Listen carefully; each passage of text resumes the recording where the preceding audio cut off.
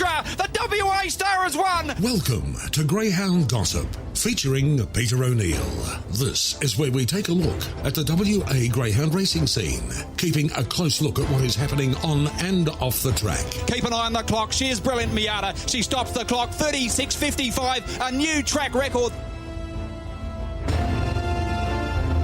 And a very good morning, everyone. Welcome along to Greyhound Gossip, back for 2024. We started back in 1997, so we've been going for a long time. And, of course, this is a big year for WA Greyhound Racing, celebrating 50 years of Greyhound Racing. We had our first ever meeting on December 12, 1974. David Vollo was successful, actually received a race book from the very first night. Jesse Earnshaw, who wouldn't have been around in 1974, maybe his father was there, and got a race book, David Vollo, for the Blackburns, and the stake money back then, $175 for the total pool. It was remarkable how far we've come in greyhound racing over the 50 years. And this year we'll celebrate the 50 years of greyhound racing right the way through the year, and go back and relive some of the great moments from the participants that have enjoyed the 50 years of racing here in WA. Had a big night of greyhound racing on Friday night at Mandurah, and speaking of celebrations, of course, what better way to celebrate the start of a year and the Birthday Cup. Get it started. Get it started. Crumble Manelli still ahead of Barrio Beast, and Crumble Manelli, in fact, he pulled away late. Buck a little bit twisted out wide. No limit needed, the rail. No limit needed. Ernie moved up, hit the lead from Idle a while. Sandpatch running on, but good luck catching this greyhound. West on Booney. Cuba Manelli opening up now, is charging away. Danny Heffernan ran to second, but Cubit Manelli by 8. It's all Renegade Cachise, 3 in front. Go See Katoni is making ground, and they're clear of Can You Refine. Renegade Cachise clear of Go Seek Katoni, and Renegade Cachise a length Go Seek Katoni. Can You Kraken returning tight. It's all over Karja. All over Karja races away to win by 8. Let's get into it. Get stupid. Get it started. Get it started. Yes, they were the heats last Friday night. Well called by Ryan Levitsky, and what a start it was, and what a final it's going to be. West on Booney has come up with box number 1, currently with Tab Touch at $5. Renegade Cachise, who's been flying undefeated over the distance, at $6.50 in box 2. All over Karja returned to the winners list. Didn't have to come up against Crumble Manelli in the heat and won successfully. $5.50 from box 3. Crumble Manelli, who won the race last year, and he was brilliant. He jumps from box number 4. He's also undefeated on this new circuit. He's the favourite currently with Tab Touch at $2.35. His kennel mate, Cubit Manelli, a greyhound who's been flying over the track over the 400 metres, drawn awkwardly and an interesting price, $5 about Cubit Manelli. Go See Katoni makes it through to the final, $15. No limit needed at $26, and Barrio Beast is the outsider currently at $51. Let's get straight to our first special guest. Of course, Crumble Manelli is looking to go back-to-back, and he had a remarkable year in 2023. Not only did he win the Birthday Cup at the beginning of the year, he then went on to take out make the final and take out the Puppy Classic. He was also successful in the Mandurah Derby, the Group 2 WA Derby. He went on to Brisbane and competed up there, and of course won the Sandgroper back here in Perth, and the Winter Cup as well he competed in. So it was a remarkable year for Crumble Manelli, and he deserves to be the favourite on Friday night. But Chris Halse is about to join us, and Chris had a remarkable year in 2023 as well, being the leading trainer in WA, also the leading trainer at Cannington, and he joins us on Greyhound Gossip this morning. Chris, good morning to you, and first of all, congratulations on 2023. It was a remarkable year for you and the team. Yeah, look, thanks, Peter. No, it was an awesome year, actually. We had a really good team for the year. Just across all distances, we had a reasonable team that could compete every week, and and high, all the high end races as well. So it was an exciting year, and it was a good year. We couldn't have got a better team, I don't think. Couch Surfer and King Tommy probably headed those. Couch Surfer would be in contention for the WA Greyhound of the Year award. Had a remarkable year, didn't he? I think 22 wins for the year. Made the Group 1 final of the Galaxy as a young pup, and really took everything before him. Yeah, no, he obviously they're the two standouts out of it, but likes the West on Booney and Flying Freda and West on Nugget. They're all sort of similar ability too. So they're still quite young. So hopefully they're still around for most of 24 as well. You know. So got a bit of a wrist issue with Nugget at the moment, and obviously King Tommy's well documented what's gone wrong with him. So hopefully they're all back on track sort of through the year. And they're a good litter and. Couch Surfer, you know, he was sort of a standout. Obviously, winning 22 races in a calendar year, that's pretty hard to do. Certainly is. Just on King Tommy before we get to the Birthday Cup, how is he after his operation? Yeah, everything is going along smoothly. Apparently, we're leaving him in Adelaide at the moment with the vet John Katakazi, and everything seems to be going smoothly. So, good thing he's got time on his side, which is one good thing. And just. Hopefully he comes back as well as he was. You know, he doesn't have to be the sprinter. He can come back and be a stayer as well. So he's quite lucky like that. West on Booney, very, very smart win from box number 8 in his heat, which was the third heat of the Birthday Cup there on Friday night. A good time as well, and comes up with box number 1 where he's undefeated in his career. He's 3 from 3 from box number 1. You must be rapt at his first up effort over the 400 metres at Mandurah. Yeah, well, he's probably not suited to the 400. You probably, kidding yourself. You think you can match the likes of your Crumbles for the first and second splits, but look, genuine ability over 400, he can really run time. And obviously his last section is his best section. So in a final of that calibre, you need luck in running. But if they do anything wrong in front, he'll be steaming home because, he can really run. And he's quick enough to win it. That's the best way to describe it without having the early speed of the likes of Crumble and Cozzie's dog. But, he's there and you can't write him off. Great stake money on offer, which is probably one of the reasons why you went there with him. And the fact that he's drawn box number 1, if Crumble Manelli leads, how many lengths would he need to be within Crumble Manelli to be able to make a race of it on Friday? Oh, look, I'm tipping he'll run home stronger than anybody, but it's not just that. It's just that Crumble's probably got to cross Cozzie's dog, and it's a good quality field of speedsters, so it'd be nice if he could sit third or fourth. It would be really nice, actually, but that's don't know if that's going to happen or not. But you really want for us to win it. Probably we need a bit of people's bad luck in front, so which you don't want to see anyway. So. He just hopes it's clean racing and he gets a clear crack at him, then as long as you get a run for your money, you're normally not disappointed. Good luck with him on Friday night and your team, and a good night on Saturday night as well. Started off well with Apple Crumble and then Wise Barra, improved a couple of lengths, and Flying Freda, she seems to be really appreciating the 600 and 700 metre journeys at Cannington. Yeah, it's good to get you off to a flyer there, Pete, and then... Wise Barrow got a huge opinion her. She broke in really quick for us and just had a few issues with of late. And then obviously Flying Freda, she's just going to follow. It looks like following her brother's footsteps and might be a stayer as well. So you can't. The whole litter probably can stay. Nugget, Tommy, Booney will probably run 700 too when he gets a bit through the ranks of the sprint again, so he's still low grade in a couple of them. So it's exciting when they can all run 400, 500 and 600. It's a good thing to have with a whole litter that can do that nearly. So it's been good. And it's going to be a great year in 2024 as we celebrate 50 years of greyhound racing here in Western Australia.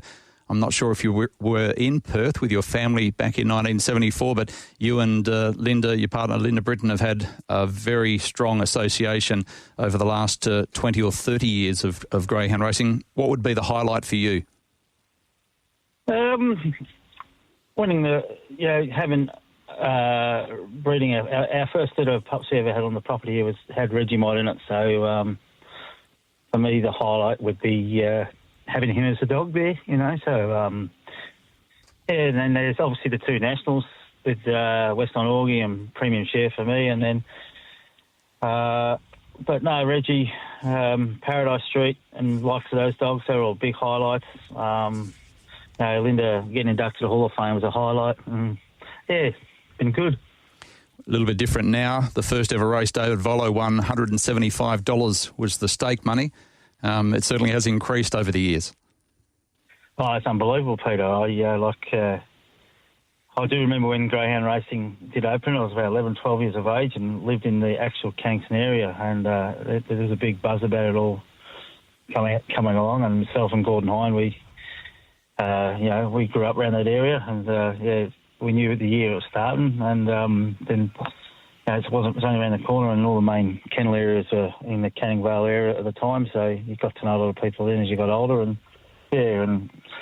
met a lot of people in the early days as well from those days. So, and probably some of the forerunners of the game, like your Tom Meeks and people like that, they're all really helpful along the way, and Jerry O'Keefe. And, so it's been Peter Cars, a lot of people that really helped you along the way. And, then met Linda. It's been, big experience.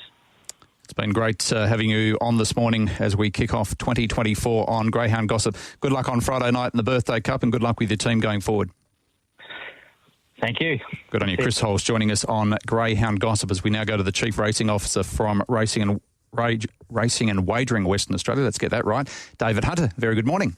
Good morning, Pete. You don't need to worry about the and wagering bit these just days. The Racing WA. Racing WA. Yes. Much easier. Yeah, it is much easier. You just have to get used to it after you've been here for a few years. It is an exciting time, isn't it, for WA Greyhound Racing? 50 years of greyhound racing. We started back in 1974, and there's going to be a lot of celebrations this year.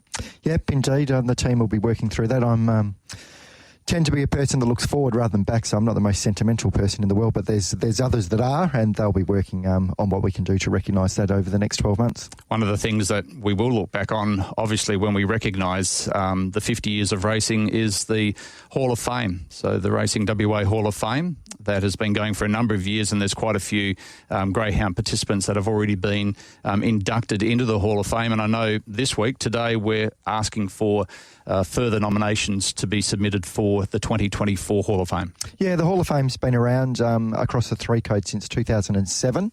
The last event was held a couple of years ago. So today we'll be putting some media out through socials, requesting submissions from industry and the public on who they'd think are worthy of induction into the Hall of Fame going forward. And I just remind everyone that the Hall of Fame it's to induct those at the highest level. So you really got to have a think about what that person or what that greyhound's achieved throughout their career to put them forward to the selection panel for consideration. And of course, the first one we had was back in 2007, and one of the greatest of all time, Sandy's Mum, was inducted. And then since then, Afro Freeway and Grant Langston, who was around back when we started greyhound racing here in WA. Linda Britton, we just spoke with Chris Halse, of course, 16-time leading trainer at Cannington. Mr. Towhite was inducted back in 2012 with Linda, and then Miata stood alone in 2014.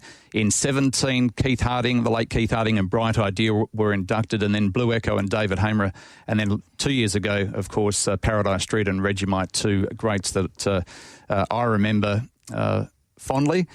Called my first ever group race, which was Regimite winning a derby many, many years ago. Goes to show my age. But it's going to be interesting who gets inducted in 2022, and those that, for those that are keen to go online, you can go on to the WA Racing Hall of Fame.com.au, and it will take you the link to be able to nominate, so make sure you do that. There's lots of other things happening, of course, with Racing WA as well, and with greyhound racing. Not only do we have the Perth Cup coming up, but we're getting closer to the Sandgroper, and there's talk around at the moment in regards to horses that will be inducted or will be invited or taken along the ride by slot holders for the Quokka and the Nullarbor. But the Sandgroper, people are starting to look at that as well. Tab Touch has a slot again this year. When do you think we will be making an announcement in regards to which greyhound we'll be choosing? To be honest, I've got absolutely no idea. We sort of, the way that the three slot races work, the Quokka, the Sandgroper and the Nullarbor, is the racing area run it, and Tab Touch at arm's length from us have taken a slot. So I'm not involved in those discussions whatsoever. So I'll find out when it goes up on social media like everyone else does. Okay. Well, we're very much removed from that process that the guys next door look after for obvious reasons. There's some exciting WA greyhounds that we saw in 2023, and the voting panel will be getting together later this week. The announcement for the WA Greyhound of the Year for 2024 2023 will be announced at a function at Kings Park on the 4th of February. WA Greyhounds went across the eastern states and were successful. And we saw Daddy's Girl last Thursday night win at Albion Park for Cody Charles in the Group 2 Futurity. So we've got some good quality here that Tab Touch can have a look at. And obviously Tommy Shelby's progeny are going really, really well around Australia. So it'll be interesting who we actually do go for. Yeah, it is going to be interesting. I think we've got the voting on Sunday this week. This week, yes. Slotting into your holidays for a couple of hours to run through that. But more Sharon's holidays, but yeah. That event comes up in February, so we'll have the selection of that done very, very soon, and we look forward to that event. It's not too far away. 50 years of greyhound racing in WA. I mentioned the stake money, which was less than $200 for the first race, up to the quality of stake money that we're having now. I part-owned a greyhound that won on Saturday night, and you get that bonus of the WA bred as well. It's really good, and the greyhound racing is going very strongly at the moment. Yeah, the breeding schemes across the 3 codes are very, very popular, and if you support the locally bred product, you will be rewarded financially without a doubt. It's fantastic. The prize money in WA is strong, but those bonuses just make it so lucrative to race a locally bred greyhound here in WA. While it is strong and the industry is going strong, there's a lot of people out there on Saturday night. We're getting quite a few participants coming along, enjoying greyhound racing, which is really good to see. How are we going in regards to the greyhounds as pets? So that seems to be a big talking point within the industry in regards to being able to get retired greyhounds or greyhounds that don't make the track into the Greyhounds as Pets program. Yeah, it's tough across the entire country at the moment. Applications for adoptions are down, and I think they're down not just in the Greyhound as Pets programs, but also the other rehoming programs for other dogs and cats across the country. The cost of living, there's all sorts of challenges out there, and it's meaning that we're just not getting the applications through at the moment. We are restructuring the injury rebate scheme that's been in place in the past, while we'll still financially support those greyhounds that are unfortunately injured on a race night. They will end up going back under the care of their trainer for a period rather than going straight into gap as being occurring at the moment. We've had more injured or rehabilitated greyhounds in that program than we would have liked. So we need to get more of the dogs straight off the track, the healthy ones, through that program and balance that out. That can go into homes. Correct. Yeah. So if they're being rehabilitated, they can't actually go into homes. They're not ready to come out the other end of it. So we need to make sure we've got the balance right of that. So the changes that we've recently announced to that program, we think will go a long way to assisting in that. And hopefully interest rates have peaked. People are getting a bit more comfortable that they're not going to be paying 10% interest rates that they might have stopped around the 7% mark that they have, and have a bit more confidence to have that discretionary spend. We've seen it having quite an impact on wagering at the moment as well. So across various facets of the industry, it's a bit of a challenge at the moment with the economy the way it is. You mentioned looking forward and also confidence, two important things. So looking forward, with the greyhounds as pets, do you see it as something that RAWA needs to do more for? And I know RAWA 12 months ago, 18 months ago, purchased a property which is being constructed, and you can tell us more about that. But do you think RAWA needs to do more in regards to, or Racing WA needs to do more in regards to helping the participants and rehoming of greyhounds? Yeah, I mean, we're probably doing it to a large degree as much as we can. There's a lot of marketing out there about adoptions of greyhounds and opportunities there. Unfortunately, the applications just aren't coming in like they were, and I think they're factors regrettably beyond our control. So we will continue to do our best. We'll continue the marketing at the rate that we are to try and get those applications. The new facility at Madison Road's been designed now, and that'll be out to tender very soon. So that will increase the capacity of the program. So I think we've got 100 odd kennels that are there, but once they're full, of course. So it's not an infinite availability of kennels going forward. It'll probably move some forward a bit quicker, but it's all, the key is getting them out the other end of the program into the community, and we've just got to hope that those applications start to pick up as people's confidence in the economy starts to improve. Are you seeing the confidence levels from breeders in Western Australia drop at all in regards to the fact that right the way around Australia, as you mentioned, it is difficult to rehome greyhounds? Is there being a confidence level drop in the amount of litters that are being bred? I don't think we've seen a material impact yet. Well, I was looking at the breeding numbers with Pete the other day, and it has been a bit lumpy in that code, but it doesn't seem to have dropped in the last 12 months noticeably, but we'll keep an eye on it going forward. I'd expect that it is going to have an impact at some point. We did see 14 races over the summer period, which is understandable because of the public holidays. We lost a couple of meetings. But going forward, are we looking to continue on having 7 race meetings a week, or are we looking to grow that or reduce that? There has been 6 dog fields. I'm not sure if that's a deliberate thing or whether it's been the amount of dogs that have been available to race. We're certainly looking at expanding. 7 days, I don't think there's going to be a day that we move to 8. Whether we can maintain 7 days going forward, I'm not sure. We are closely looking at that, and it's something we're going to do some planning on, the sort of an analysis of the population and how many greyhounds are required to support the program. The constraining factor for greyhounds going forward, it's not the commercials. A couple of the other codes, the commercials are the challenge.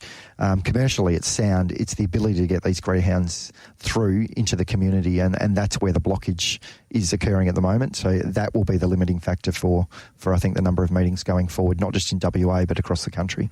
Very interesting. There's been stake reductions on the East Coast. Racing WA haven't at this stage looked at reducing stake money?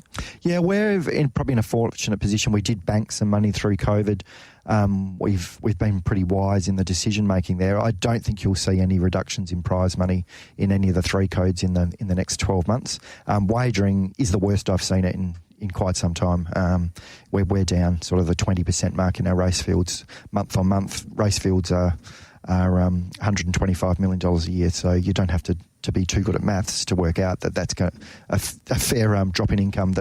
And that's what funds our prize money. It's what funds the industry. So we can ride that out for a while, and we think we'll be okay. But we need that confidence back in the wagering market and that to kick again for us to be able to maintain our prize money levels longer term. But I don't think you'll see any issues in the next 12 months. So we've banked enough to ride that out. That's good, smart planning from the past. Well, it was always going to come. It was never going to stay at the level that it was. It's just the crystal ball that we didn't have to know when it was going to come off, and everyone's guessed at it. We've all had models in the last 2 or 3 years during COVID, and no one got it right. Yep. We all thought it'd come off much, much sooner, and then I think some PRAs across the country started to think, oh, well, it's going to be okay forever. These are the new norm. But our view was it wasn't. It is eventually going to come off, and it's arrived in a hurry in the last 3 or 4 months. Just one final question. I appreciate your time this morning here on Greyhound Gossip. For 2024, the new track, the straight track, how's that progressing? Yeah, so the architects are still working on that.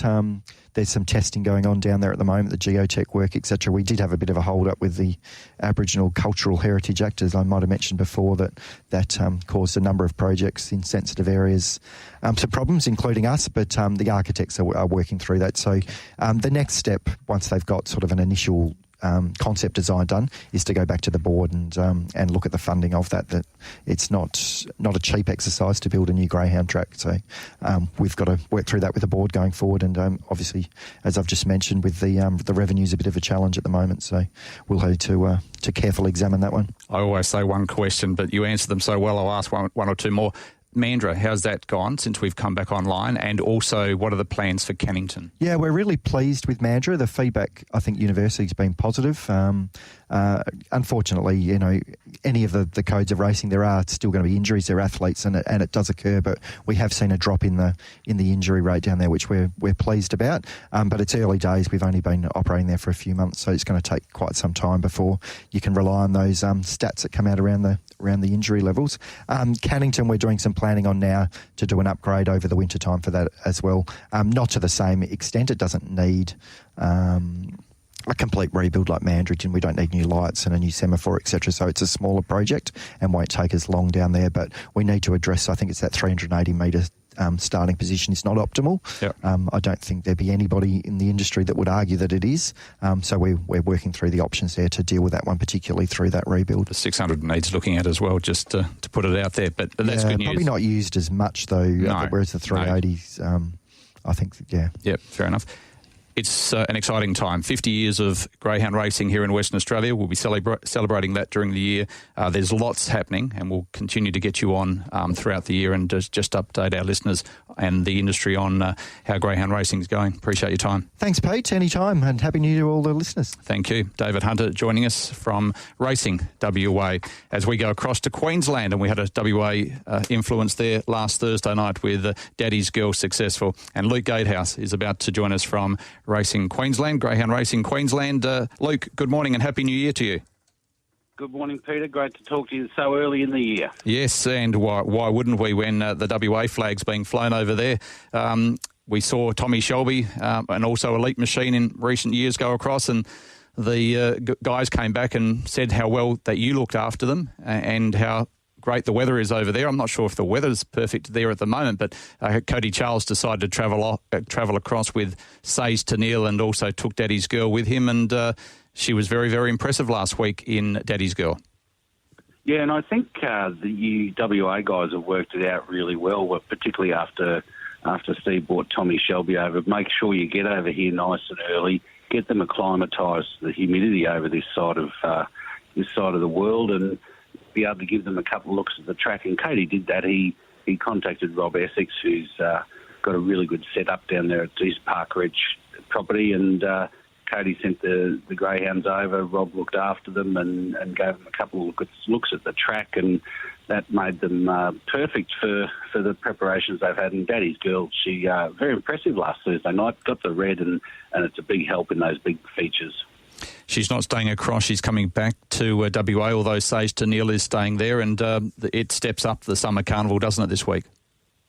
Yeah, so the Golden Ticket this week, and I know that Sage Tennille's going to be one of the greyhounds for the heats of the Golden Ticket, but looks like Jay scared off a lot of the Victorians and New South Wales dogs, because we've had to extend the nominations for the first time for the Golden Ticket. Only 16 required, and we've had 14 nominations this morning, so they've been extended. And yeah, a couple of the big names from Victoria haven't made the trip up to contest this series, which is a surprise given the format. 4-dog heats and match race finals, and you get a free hit into the Group 1 final. Just talk us through. So 16 dogs get nominated and they go head-to-head. How's the turnover been on the Golden Ticket series? The fixed odds turnover is amazing. So even though they're 4-dog heats, it actually brings a lot of the sport punters into the game, because they like it when there's a smaller amount of opposition, and they're happy to play the multis as well with those 4 heats that will be run on Thursday night. And then when you get to the match races, you just have so many different possibilities in terms of wagering, and the wagering providers have really worked out the match race ticket series these days, with them being all over Australia, and the sport punters love them. Yeah. So we have the Golden Ticket in a couple of weeks, and then into the Group 1s, which we saw our greyhounds go across and contest so well last year.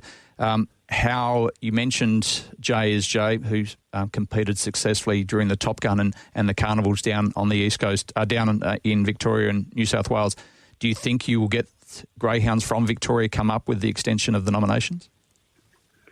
You never know. Like, we'll have a few of our locals throwing a couple of their second stringer dogs from those bigger kennels that might have gone one out. There's a Warragul Cup final on this Friday night, and I see Jason Thompson's got 3 or 4 in that of his big guns.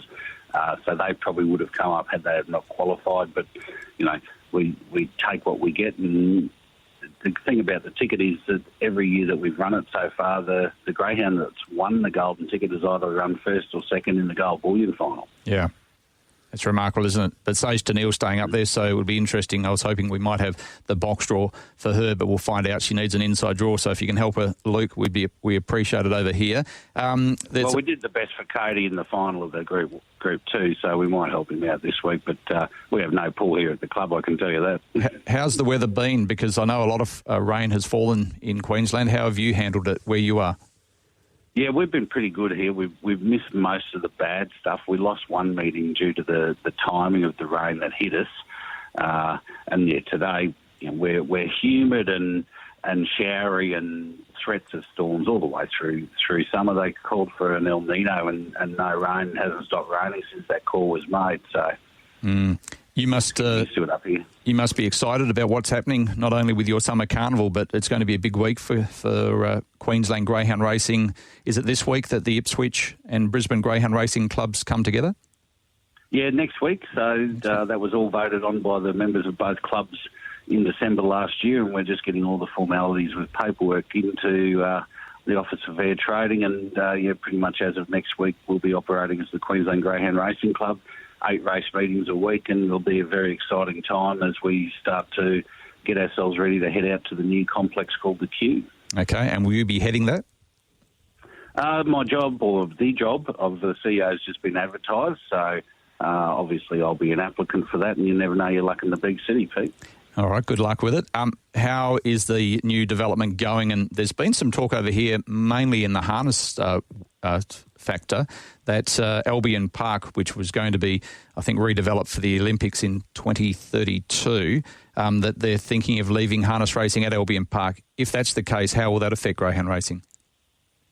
Pretty much no effect. We've already got a funded, budgeted and contracted development commenced, so we've been through stage 1 of that with the early earthworks, and now we're into the building phase over this 12-month period. I don't sort of deal in the rumour and speculation around what's happening with Olympic venues. There's a period at the moment where the government's reviewing their previous commitments, and we'll see in the fullness of time what the decision is, but I'll let the people speculate and I'll deal on the facts. Yeah, and the fact that you're getting a new facility, why wouldn't you want to be moving? And if there's more harness racing at Albion Park, it probably affects you with your preparation of tracks anyway. So it's a good idea to be able to get out and move. It's an exciting time for Queensland Greyhound Racing at the moment, Luke, and really exciting for WA. We're watching your carnival as we have done for many, many years, and especially with the WA flavour up there in Sage Daniil. We're hoping that she does really well next Thursday night. Thanks for joining us this morning. Thanks, Pete. We love having you WA folk over here, and we make sure we look after you when you're here. You certainly do. Well done. Luke Gatehouse joining us from Greyhounds Queensland, and of course the two clubs amalgamating next week, which is exciting for them. It was a big week of greyhound racing, of course, with the Birthday Cup coming up on Friday night, and another big program. The Summer Chase Final, of course, was last Saturday night, and well done to the connections and also trainer Michael Johnson in winning with Penny Magic. She was very, very smart indeed, got across early and was able to set up a winning break. She won by 4 lengths over Chloe Ant. Honestly, too, and Hurricane Taylor didn't have a lot of luck, but all kudos goes to Michael Johnson, the Chili Man, and Penny Magic. That's Greyhound Gossip. We start off 2024. It is going to be a big year. We're going to be celebrating in a couple of weeks the 2023 WA Greyhound of the Year. And, of course, we celebrate 50 years of WA Greyhound racing. We'll be looking back as we go through the year. Make sure you stay us. Keep supporting WA Greyhound racing. We'll take a break, and then Leah Ernest will be back with Race Day after this. Imagine what you could be buying instead. For free and confidential support, visit gamblinghelpline.org.au.